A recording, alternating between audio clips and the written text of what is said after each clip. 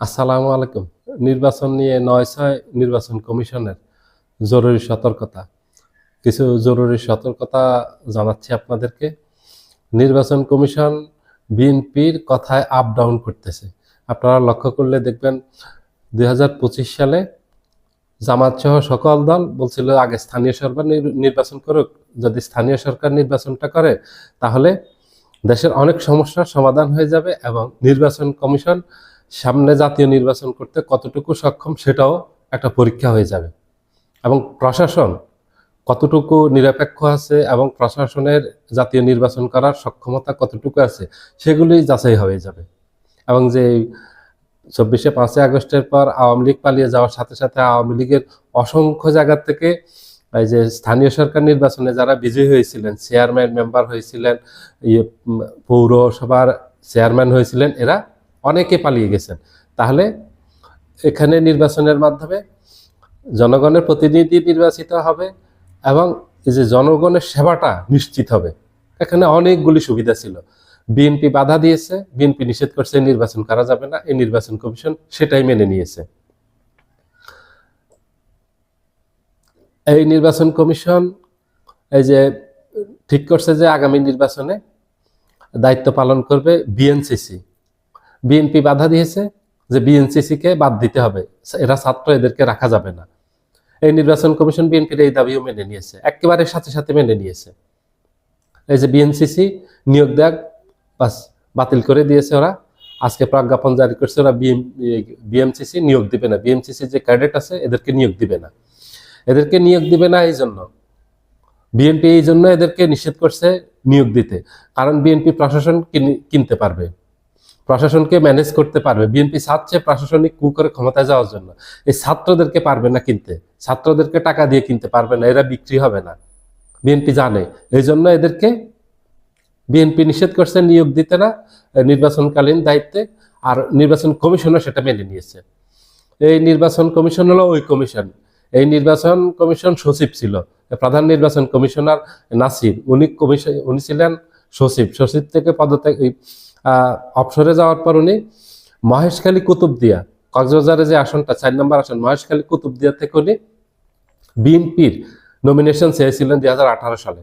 ১৮ সালে বিএনপি তাকে নমিনেশন দেয়নি, সেখান থেকে নমিনেশন দিয়েছে জামায়াতের সহকারী সেক্রেটারি জেনারেল হামিদুর রহমান আজাদকে, উনি সেখান থেকে নমিনেশন পেয়েছেন। এই নাসিরউদ্দিনের ওনার বাড়ি হলো কুতুবদিয়াতে, কুতুবদিয়ার মহেশখালী, দুইটা উপজেলা নিয়ে একটা আসন। উনি বিএনপির লোক, একদম খাস বিএনপির লোক। এই নির্বাচনটা জনগণের সন্দেহ আছে এই নির্বাচন কমিশনের অধীনে নিরপেক্ষ হবে কিনা।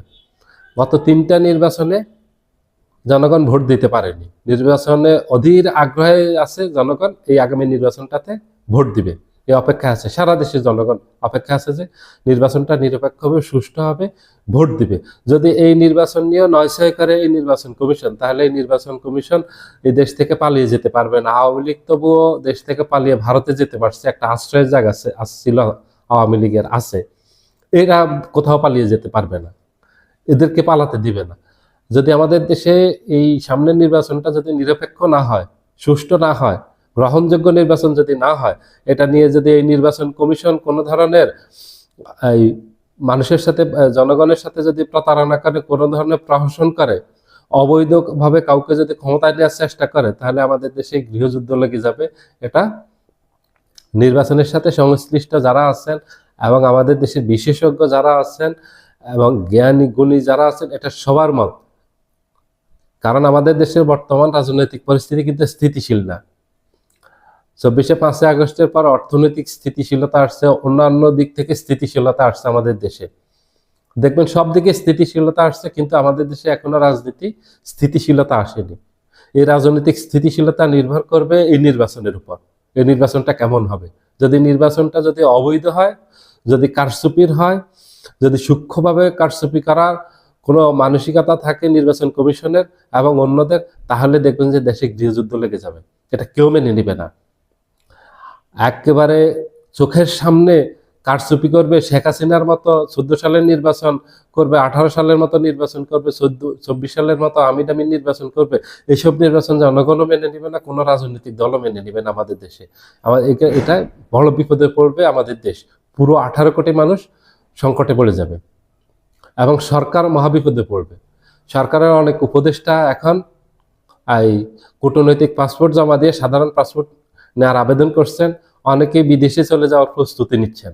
কেউ বিদেশে পালিয়ে যেতে পারবেন না, কারণ এর দায় এড়াতে পারবেন না সরকারের যত উপদেষ্টা আছেন, দায়িত্বপ্রাপ্ত যারাই আছেন, শুধু প্রধান উপদেষ্টা না, উপদেষ্টা পরিষদের কোনো উপদেষ্টাই বিদেশে পালিয়ে যেতে পারবেন না। ওনারা সাধারণ পাসপোর্ট নেন আর কূটনৈতিক পাসপোর্ট নেন, যেই পাসপোর্টে নেন ওনাদের দায় এড়ানোর কোনো সুযোগ নেই, কারণ ওনারা দায়িত্বে আছেন, ক্ষমতায় ওনারা আছেন। সুষ্ঠু নিরপেক্ষ গ্রহণযোগ্য নির্বাচন করা 1 নম্বর দায়িত্ব হলো সরকারের, 2 নম্বর হলো নির্বাচন কমিশনের। নির্বাচন কমিশন যদি কোনো অবস্থাতে যদি কোনো দলের প্রতি সামান্যতম পক্ষপাতিত্বমূলক আচরণ করে এবং বৈষম্যমূলক আচরণ করে, তাহলে এটা ফল ভালো হবে না, এটার ফল খুবই খারাপ হবে, খুবই ভয়াবহ হবে। এটা কেউই মেনে নিবে না। যেটা চেষ্টা করতেছে একটা দল, যে প্রশাসনকে ম্যানেজ করে অথবা কেন্দ্র দখল করে অথবা যেই কোনো উপায়ে হোক তারা ক্ষমতায় যাওয়ার জন্য, ক্ষমতায় যেতেই হবে। আর এখন নির্বাচন কমিশনও দেখা যাচ্ছে এই বিএনপির প্রতি হেলে পড়ছে পুরোপুরি। এই অভিযোগটা আরো আগের থেকে করতেছে সকল দল, যে নির্বাচন কমিশনকে নিরপেক্ষ হতে হবে, বারবার দাবি তুলতেছে নিরপেক্ষ হওয়ার জন্য, কিন্তু এই নির্বাচন কমিশন বিএনপির প্রতি পক্ষপাতমূলক আচরণ করতেছে, অন্যদের প্রতি বৈষম্যমূলক আচরণ করতেছে। বিএনপির পারপাস সার্ভ করতেছে এই নির্বাচন কমিশন। বিএনপিকে যত অবৈধ সুযোগ দেওয়ার সবগুলো দিচ্ছে। এই যে বিএনপির অসংখ্য ঋণ খেলাপিকে এই নির্বাচন কমিশনে তো বৈধ ঘোষণা করছে, কিন্তু আমাদের দেশে আইনে আছে ঋণ খেলাপিরা নির্বাচন করতে পারবে না।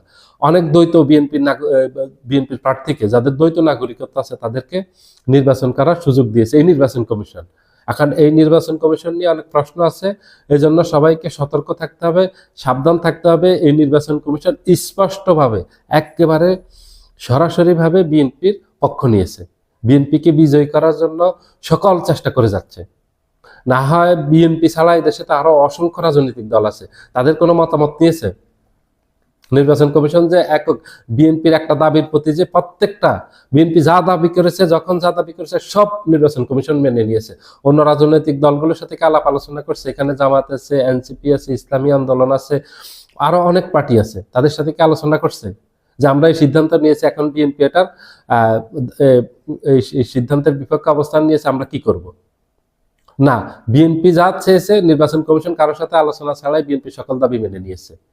তার অর্থ হলো এই নির্বাচন কমিশন বিএনপির, এই নির্বাচন কমিশনার বিএনপির, এই নির্বাচনে বিএনপিকে ক্ষমতায় নেওয়ার জন্য নির্বাচন কমিশন এই নির্বাচনটা আয়োজন করতে যাচ্ছে। এটা সবাই একেবারে কোনো সন্দেহ না, এটা একদম স্পষ্ট। নির্বাচন হচ্ছে একেবারে নীল নকশা অনুযায়ী বিএনপিকে ক্ষমতায় নেওয়ার জন্য। সবাই ভালো থাকবেন, আল্লাহ হাফেজ।